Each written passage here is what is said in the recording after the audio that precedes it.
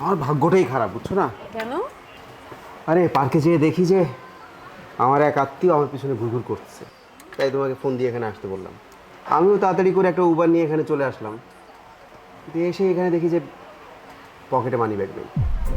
ওই 200-300 টাকা ছিল ভাঙতি, এটা দিয়ে হচ্ছে উবার ভাড়া দিলাম। মানি ব্যাগে কত টাকা ছিল? মানি ব্যাগে এই 10-12 হাজার টাকা ছিল, কিন্তু বিষয়টা সেটা না। জরুরি কাগজ ছিল, এটিএম কার্ড ছিল। আমার কাছে তো খুব বেশি একটা টাকা নিয়ে আমি বের হইনি, শুধু উবার ভাড়াটা হচ্ছে নিয়ে বের হইছি। তোমাকে দেওয়া লাগবে না, আরে ড্রাইভারকে বললে ড্রাইভার এখনই টাকা নিয়ে ছুটে চলে আসবে।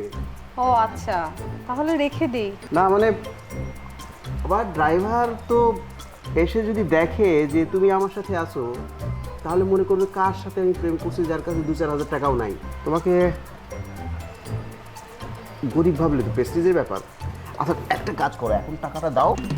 আর হচ্ছে যে এখানে তো বিলও হয়েছে না, এবার তুমি বিলটাও দিয়ে দেবো।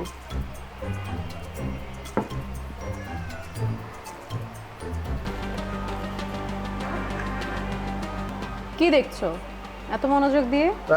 আরে তেমন কিছু না, শোনো তুমি একটু বসো, আমি একটু ওয়াশরুম থেকে আসছি। হ্যাঁ